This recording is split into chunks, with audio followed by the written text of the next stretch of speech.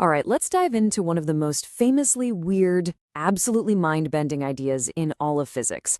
And that is, why do the tiny fundamental building blocks of our universe, particles, sometimes act like they're spread out waves? Seriously, this one question didn't just challenge a few old ideas, it basically threw our entire understanding of reality right out the window. So, our story really kicks off with a deceptively simple experiment. But don't let the simplicity fool you. Its results were so profound, so baffling, that scientists are still talking about it today. It's called the double-slit experiment. I want you to picture this with me, okay? You've got a wall with two little parallel slits cut into it. On one side, you have a launcher that's shooting tiny particles, one at a time, like a miniature pitching machine.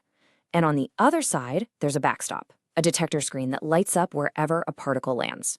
Pretty straightforward, right?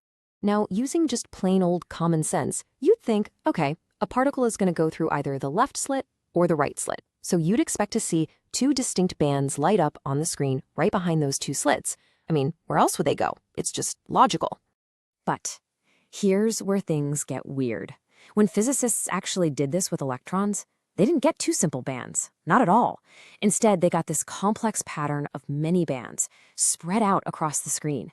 And that pattern is something you only see from waves, when they pass through two openings and the ripples interfere with each other. For a tiny little particle, this result was, well, it was impossible. It just shouldn't happen. To really get why this was such a bombshell, we need to take a quick step back and look at how physics worked before all this quantum stuff came along. The rules were really clear, and the world was neatly sorted into two totally separate boxes. In the old-school classical view, these definitions were set in stone. Particles were like tiny billiard balls. They had a specific location, a clear path. You could point to it and say, it's right there. Waves, on the other hand, were like ripples in a pond. They were spread out, they didn't have one single location, and they could interfere with each other. These two things were seen as complete opposites. A thing was either a particle or a wave, never both. You know, the first major crack in this tidy worldview didn't actually come from particles. It came from light. For ages, light was the textbook example of a wave. But then, a really strange experiment came along and started to mess everything up. This experiment, the photoelectric effect, showed that when you shine light on a metal plate, it knocks electrons off. But it doesn't do it like a gentle, continuous wave washing over them. No, it acts more like a stream of tiny individual bullets, each one hitting with a distinct little punch. The energy was being delivered in these little chunks, or packets. A wave just wasn't supposed to do that. To make sense of this, a brand new concept had to be invented, the photon. Suddenly, light, the thing we were all so sure was a wave, was also a particle. And this discovery, this wave-particle duality in light, it set the stage for an even crazier idea. So in 1924, this young French physicist, Louis de Broglie, he looked at this weird duality and basically flipped the whole thing on its head. He asked a question that was so bold and so elegant that it would change physics forever. And that was the giant leap of imagination. De Broglie just wondered, is nature symmetrical here? If this thing we all thought was a wave, light, can sometimes act like a particle, well then maybe the things we all think of as particles, like electrons, could sometimes act like waves. And he didn't just leave it as a cool idea, he backed it up with math. This simple, beautiful equation says that every particle, and I mean every single one, from a tiny electron to a giant bowling ball, has a wavelength. And that wavelength is tied to its momentum. This is the reason we don't see a bowling ball rippling like a wave as it rolls down the alley. Its momentum is so huge that its wavelength is ridiculously, almost infinitely tiny, way too small for us to ever notice.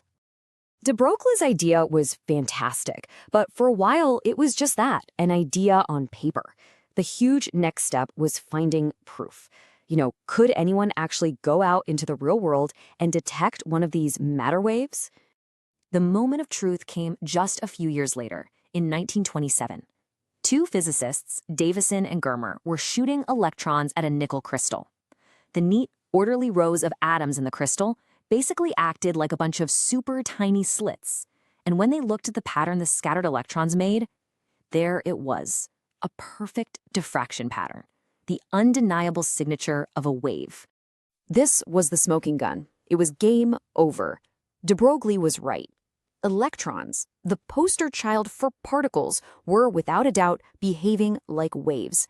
And this proved that the double-slit experiment wasn't just some weird one-off result. It was a peek into a fundamental truth about how the universe actually works. And with that confirmation, physics was plunged into a whole new era, the age of quantum mechanics. This new theory gives us the modern tools to understand this bizarre duality and to finally get a handle on what it really means for a particle to be a wave. You see, in quantum mechanics, we don't describe a particle by its exact location anymore. Instead, we use something called a wave function. And this is key. It's not a physical wave, like a ripple in water. It's a wave of probability. It's a mathematical description of the chances of finding that particle at any given spot. Before you look for it, the particle kind of exists as this spread-out cloud of possibilities. And that finally brings us back to our big question. Why do particles act like waves? Well, it's because, in a very real sense, they are waves. They're waves of possibility. That interference pattern we see in the double-slit experiment, that's the particle's own probability wave interfering with itself as it explores all the possible paths it could take, all at once. So this whole journey leaves us with a really deep and honestly pretty provocative final thought. The solid, predictable world that we see and touch every day, it seems to be built on top of this fuzzy, uncertain foundation of quantum probabilities. It really forces us to question our most basic ideas about existence. I mean, if everything is just probabilities until we look at it, what does it even mean for anything to be real? That is the question quantum mechanics leaves us with, and one we're all still trying to figure out.